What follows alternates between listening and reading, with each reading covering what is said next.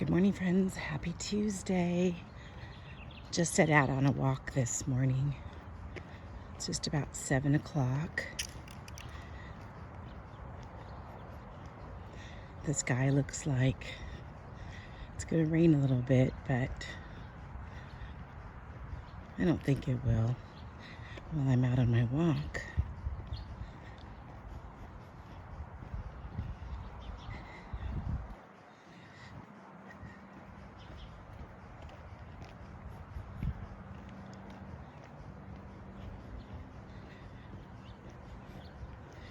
Today's one of those days where I woke up and my body was aching. For whatever reason, my hip is hurting. My muscles are sore. And I thought, I really don't want to go walk today. But sometimes those are the days when you just need to put your shoes on and just start walking. And just let your body figure out the rest. So that's what I'm doing.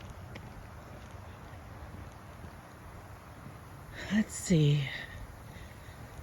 Well, last night I had class, and I don't know if I told you this already, but my Monday night class is seminar, which means basically I have students that it's their last class in our program. And by this time, many students have already either graduated, already interviewed, and have gotten jobs as teachers, or they're getting ready to start their master's program or whatever it is that they're doing next. And so last night we celebrated one of our students that she interviewed for a job last week. She found out that she got it. So she's excited. She's going to be a kindergarten teacher when school starts in the fall. I'm always so proud of my students and their accomplishments. So exciting for new teachers. I remember when I graduated with my undergrad from Georgia State University in Atlanta. Raleigh had been transferred to Georgia for 4 years with his job. And I still had a year to go in my program. And so I transferred from Texas Women's University in Denton to Georgia State University. And I was a little mad about that because I really loved Texas Women's, but it ended up being a great move to go to Georgia State because they were so progressive in what they were doing. And I could actually earn an early childhood degree instead of just an elementary education degree, which was important to me, which meant I could teach from preschool up to 6th grade. And then later on I went and got other certifications to be able to teach junior high, and so that was good.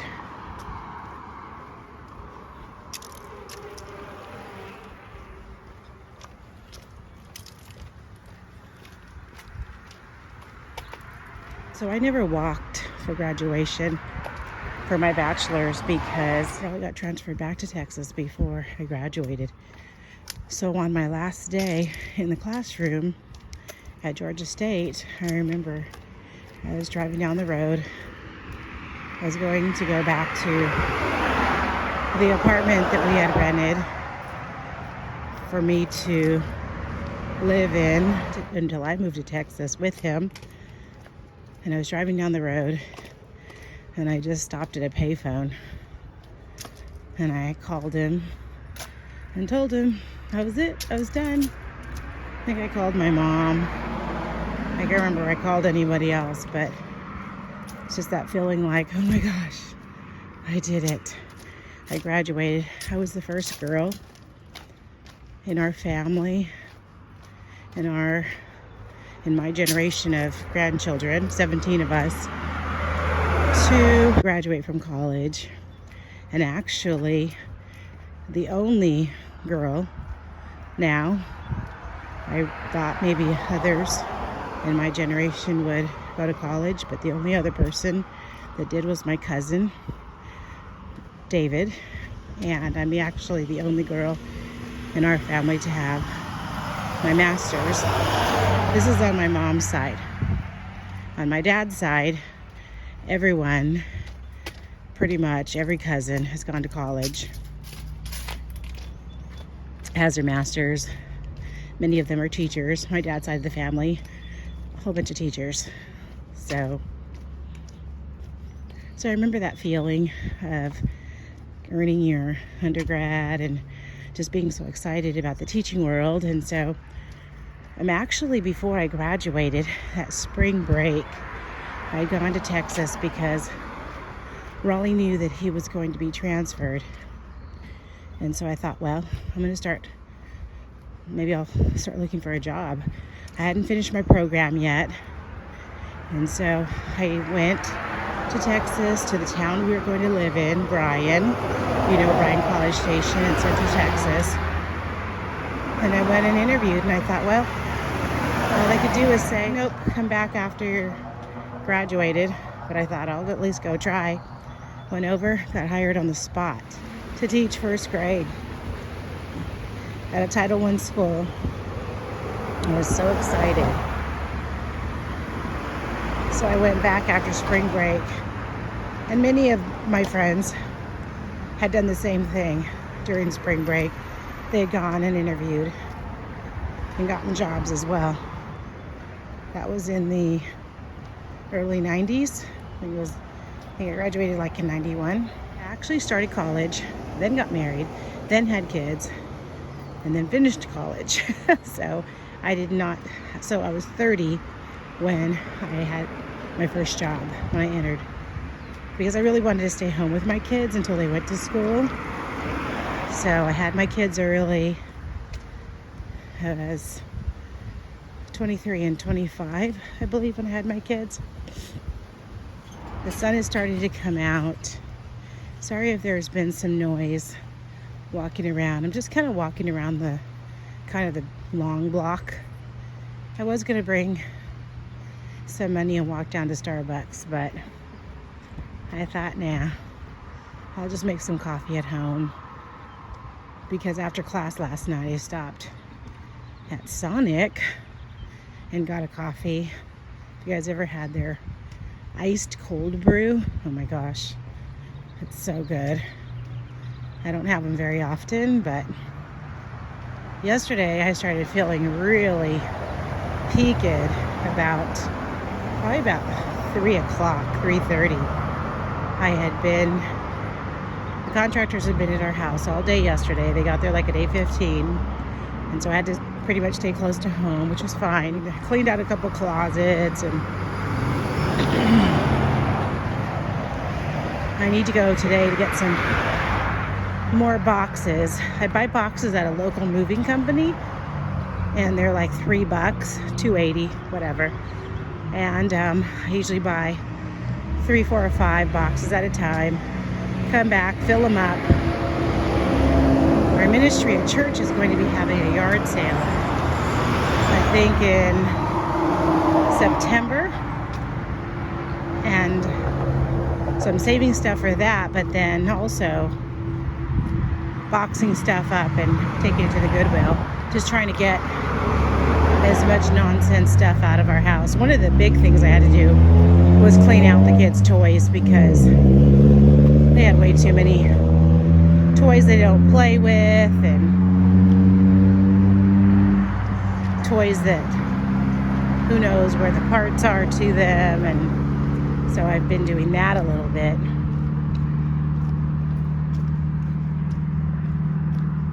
What else did I do yesterday? Oh, yesterday I was in my craft room. Well, first I had to finish up my lesson plans and grades and papers. And then after I did that, I was in my craft room working on a paper pumpkin box. I think I made like 6 or 7 cards yesterday. And then I have a couple of other projects that I want to work on today. I have a funeral to go to this morning, guys, for my friend. I told you, my teacher friend that passed away. And then this weekend is my cousin's celebration of life. They're not having a funeral for him. He's already been cremated. Honestly, at this moment, I'm just dreading even going to the funeral this morning. As much as I want to be there, it's going to be sad. There's going to be a lot of people there that are going to be sad, and I don't know.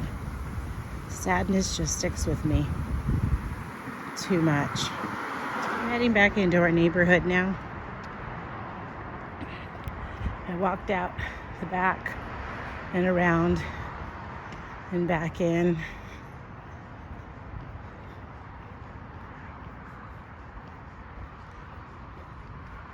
I don't know why my legs are so sore. I started stretching them this morning. Maybe I just need to go get a massage. My lower back hurts too. It's getting old. It's just not fun. So if he sees all this trash in front of this house as we come around, it's because every few months our city has a neighborhood pickup. You could pretty much put anything out that you want to be picked up. Look at this guy. The contractors were here yesterday because, if you remember all the water damage I was talking about from the rains in January, we fixed our roof, fixed the ceiling in the living room, fixed the bathroom. Finally, they found when they were doing the wall that there was also a leak. The toilet was leaking, and so they needed to fix the connection. And so they did that, which was great. Finished painting everything, drywall, everything was done Friday. That's it, they were done. I mean, they did a great job. This is probably one of the best contracting companies we've had. And they're local. And they just made sure everything was just perfect. I mean, they were professional, everything. Saturday, I would go into the bathroom downstairs, which was right underneath the bathroom upstairs, and there's water leaking from the vent. Thought, what in the world? So Raleigh went up and shut off the water valve, and I called the contractor. So responsive, so good, even on Saturday. He said, no, okay, just make sure the water valve's turned off, and we'll be there on Monday. And sure enough, Monday, 8:15, they were there. They had to pull the toilet out again upstairs. They had to open up the ceiling, of course, take off the vent, replace the wood, dry it out everywhere that was wet, put the wall back together, repaint it. I mean, you just look at it right now and it just looks so good. I can't even tell that they had to saw into the ceiling and do everything that they did. And so then the bathroom light wouldn't turn on. The fan would turn on in the bathroom, but not the light. And so he started checking the breakers and the GFIs and everything. Well, he found that, whether this is related or not, I don't know, but the GFI in the garage was bad, which actually, honestly, I think Raleigh knew that a year ago and just never did anything about it, maybe even longer than that. So he said, well, we're gonna have to replace that. Okay, so they replaced it. They made sure that everything was working, the lights working. It's just, again, so professional. And cleaned up after themselves. Just really nice. Worked quietly, and then they were done. Okay, someone's cooking bacon. I smell bacon. Oh my goodness. All right, well, I'm almost home. My house is just right up there on the left.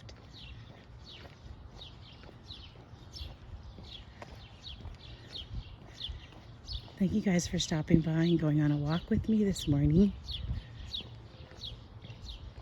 Have a wonderful Tuesday. I'll talk to you again soon. Bye-bye.